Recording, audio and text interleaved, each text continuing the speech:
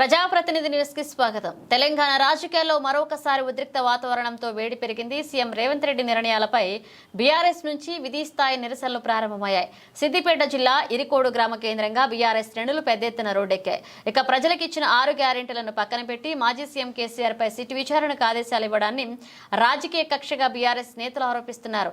రైతు బంధు, రైతు బీమా వంటి పథకాలతో రైతులకు అండగా నిలిచిన నాయకుడిపై ఇప్పుడు అక్రమ కేసులు పెట్టడం ప్రజాస్వామ్యానికి తూట్లు పడవడమే అన్నారు.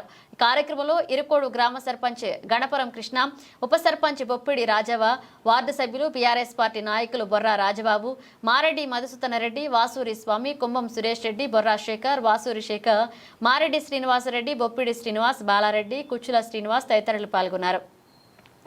మంతపురి రంజిత్ గౌడ్, చల్లా విజేందర్ రెడ్డి, గోపాల్, శ్రావణ్, కుచ్చుల తిరుపతి, గణపురం రమేష్, బొర్రా బాగయ్య, వెంకటయ్య, చంద్రమోహన్ రెడ్డి, బండి మల్లయ్య, మన్నే కుమారస్వామి, ఎండి సల్మాన్, శనిగరం భిక్షాపతి, తోట్ల కృష్ణయ్య, కనకయ్య, కనకరాజు, రాజరెడ్డి, బాలకిషన్, మన్నే విష్ణు, లింగంపల్లి పరమేశ్, ఆనంద్, సాయి, రాజు, రాజయ్య, బొర్రా బాలయ్య తదితరులు పెద్ద సంఖ్యలో పాల్గొన్నారు.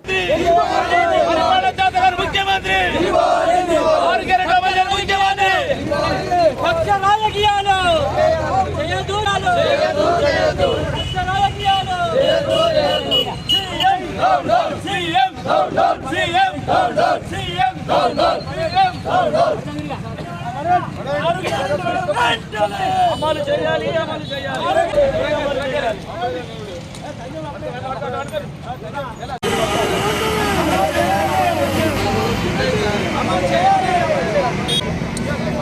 కూడా చూడకుండా విచారణ చేపట్టినందుకు మేము కాంగ్రెస్ గవర్నమెంట్ ఖండిస్తున్నాం. తెలంగాణ తెచ్చిన కేసీఆర్ ఇవాళ బంగారంలాగా మార్చుకున్న తెలంగాణ రాష్ట్రాన్ని ఏదో నమ్మించి మోసం చేసి ఇవాళ ఓటేసిన పాపానికి ఇవాళ పల్లెలు కానీ గ్రామాలు కానీ కేసీఆర్ అంటారు తప్ప రేవంత్ రెడ్డి తిట్టరాని తిట్టులు తిడుతురు. దయచేసి చెప్తున్నా రేవంత్ రెడ్డి గారు దీన్ని మీరు వెనకకి తీసుకొని ఖండించాలి. మా బంగారు తెలంగాణ తెచ్చిన కేసీఆర్ను మళ్ళీ ఏమున్నా 2 సంవత్సరాలు నువ్వు గవర్నమెంట్లో ఉంటావు, తర్వాత మేము వచ్చినాక కూడా నిన్ను ఏ విధంగా చేయాలో నీ కూడా మేము కేసులు పెడతాం. కేసులు పెట్టి నిన్ను జైలుకు పంపేదాకా వదిలిపెట్టామని హెచ్చరిస్తున్నాము. గారిని సిట్టు విచారణకు రావడం చేయడం కానీ చాలా బాధాకరం. తెలంగాణ వ్యాప్తంగా మొత్తం అందరూ బాధపడుతున్నాం.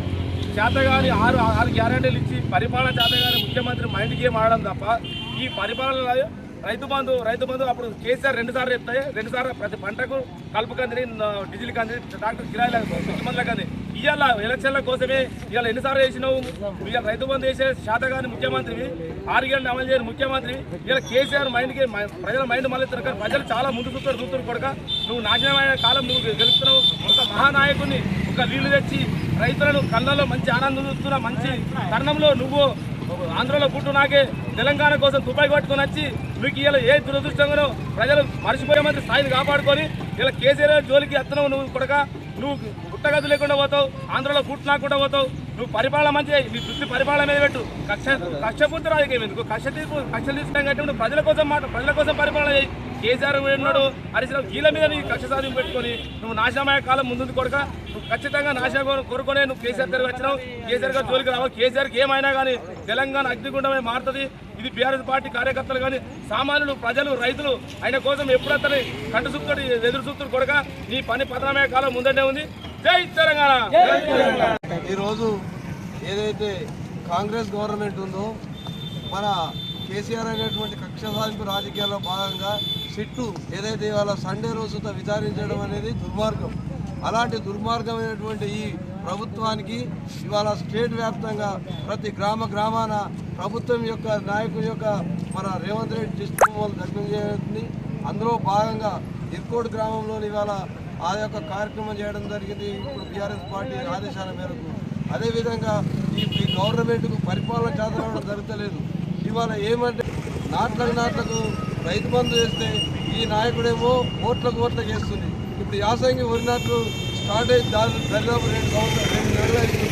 ఇప్పటి వరకు రైతులు మన పెట్టుబడికి సహాయం అందించలేదు. కానీ ఇవాళ కేసీఆర్ ముట్టుకునే దమ్ము ఈ కాంగ్రెస్ గవర్నమెంట్ ఉన్నదాన్ని నేను కోరుతున్నా. ఒకవేళ అదే కనుక కక్ష సాధింపులో భాగంగా ఎప్పుడైతే ముట్టుకుంటాడో ఈ రాష్ట్రాన్ని అగ్నిగుండంగా మార్చడంలో బీఆర్ఎస్ పార్టీ నుంచి బీఆర్ఎస్ కార్యకర్తలు తక్షణమే చేతుల్లోకి తీసుకోవాల్సిన అవసరం ఉంటుంది. ఇప్పటికైనా ప్రభుత్వం యొక్క పరిపాలన మీద దృష్టి పెట్టి తప్ప ఇట్లాంటి చిల్లర వల్ల రాజకీయాలు మరొకటి చేసినందుకు రేవంత్ రెడ్డి గారిని ఖబర్దార్ చెప్తున్నాను. ప్రజాస్వామ్యంలో ప్రజాయుతంగానే దీన్ని ఎదుర్కోగలిగే శక్తి మాకు ఉంది. గత ప్రభుత్వం మాదే ఉండే 50% ఇట్లాంటి కార్యక్రమాలు చేస్తే నువ్వు సీఎం కాదు, నీ పార్టీ ఉండబోతుండే దేశవ్యాప్తంగా. అయినా మేము ఇవాళ ప్రజాస్వామ్యయుతంగానే ఉద్యమాలు చేస్తున్నాం.